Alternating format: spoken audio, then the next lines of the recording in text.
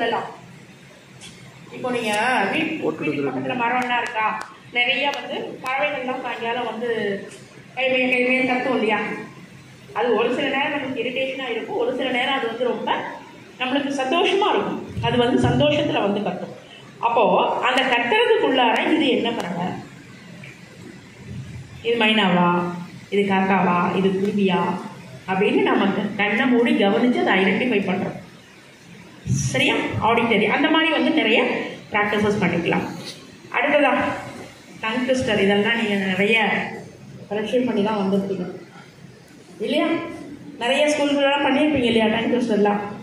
சரியா? இப்போ 2 பண்ணி பார்ப்போமா? ரெட் லாரி எல்லோ லாரி சொல்லுங்க பார்ப்போம். சத்தமா, red lorry yellow lorry. Red lorry ஈஸியாக இருக்குங்க. ரெட் லாரி எல்லோ லாரி எனக்கே உடம்பு. அடுத்ததா என்னவோ போட்டேனே. which wrist watches are Swiss wrist watches? நாங்கள் நல்லா படிச்சு வேலை செய்யும். which wrist watches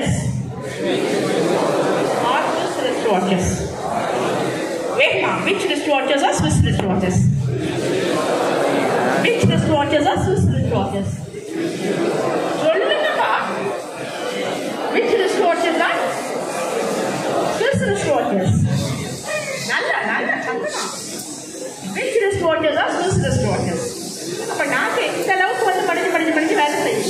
அப்போ ஒவ்வொரு தடவை நம்ம நாக்கு திருப்பி வேலை செய்யும் பொழுது ஆட்டோமேட்டிக்கா நம்மளுடைய பிரெயின் செல்ஸ் எல்லாமே நல்ல ஒரு ஆக்டிவேஷன் ஆகும்.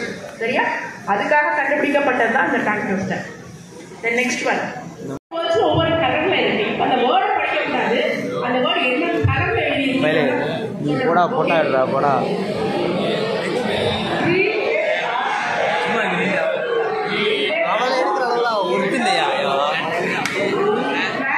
ஒத்துலையா அவ்வளோதான்.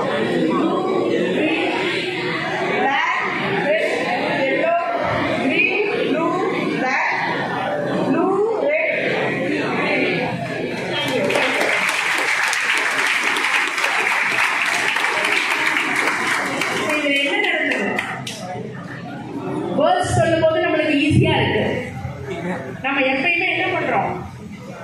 ரைட் ஹேண்ட் தான் பெரும்பாலும் nearly 80 to 90% of people right hand தான் யூஸ் பண்றோம். சின்ன ஸ்பெஷலைஸ்டு பீப்புள் தான் என்ன பண்றாங்க? லெஃப்ட் ஹேண்ட் யூஸ் பண்றாங்க இல்லையா?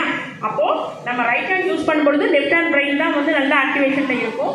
Right hand side brain activation கம்மியா இருக்கும்.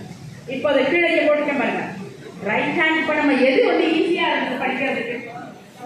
வேர்ட்ஸ் சொல்றது ஈஸியா இருக்குது. ஏன்னா நம்மளுடைய லெஃப்ட் ஹேண்ட் பிரெயின் மட்டும்தான் ஆக்டிவேஷன்ல நல்லா இருக்கு. இது வந்து கொஞ்சம் ஸ்ட்ரெயின் பண்ற மாதிரி இருக்கு. அப்ப அதுக்கு வந்து சில பிராக்டிசஸ் பண்ண போறோம். என்ன பண்ண போறோம்னா நான் டாமினன்ட் ஹேண்ட். இப்போ நீங்க வந்து ரைட் ஹேண்டட் பர்சனா இருந்தா லெஃப்ட் ஹேண்ட் யூஸ் பண்ணலாம், லெஃப்ட் ஹேண்டட் பர்சனா இருந்தா ரைட் ஹேண்ட் யூஸ் பண்ணலாம். எதுக்கெல்லாம் யூஸ் பண்ணலாம்? சின்ன வேலைகள், துணி மடிக்கிறது, வீடு கூட்டுறது, ஏதாவது மியூசிக்கல் இன்ஸ்ட்ருமெண்ட்ஸ் வாசிக்கிறது. சரியா? முடிஞ்ச அளவு நம்மளுடைய நான் டாமினன்ட் ஹேண்ட் வந்து நம்ம யூஸ் பண்றோம். அப்புறமா வீட்டுக்குள்ளார நடப்பீங்க, மாடியில் நடப்பீங்க, நேவிகேஷன் ப்ராசஸ். கண்ணை மூடிக்கிட்டு அதுக்காக மார்க்கெட் பிளேஸ்லாம் போய் கண்ணை மூடிட்டு நடக்கூடாது. அப்போ நம்மளுடைய பிரெயின் வந்து என்ன ஆகும்? யோசிக்கிற திறன் வந்து அதிகமாகும். அதை நேவிகேஷன் இது வந்து நம்மளுக்கு வந்து அறிவு வந்து அதிகமாகும். இப்படிதான் இதாக இருக்கு, நம்மளுடைய வாட்டர் இதாக இருக்கு, நம்மளுடைய அப்படியே கண்ணை மூடிட்டே நமக்கு என்னன்னா மூளைக்கு வந்து வேலை இருக்கும். சரியா?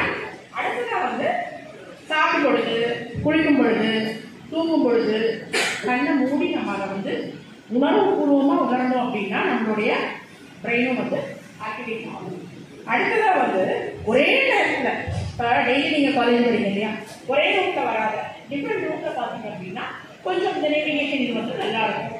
நிறைய மக்கள் வேற மக்களை பார்க்கலாம். அப்போ என்ன ஆகும்? அது ஒரு வித்தியாசமான ஒரு அனுபவத்தை கொடுக்கும். சரியா? அடுத்ததாக வந்து என்ன சொல்லலாம்? மிரர் கேஸ் ரொம்ப முக்கியமான ஒன்று. ஒரு கிளாக் எடுத்துக்கோங்க. சும்மா வீட்டில் ப்ராக்டிஸ் பண்ணிப்பாங்க. சரியா? கிளாக் எடுத்துக்கோங்க. கண்ணாடியில் அந்த கிளாக்கை கண்ணாடியை பார்த்துக்கிட்டு நீங்கள் வரையணும்.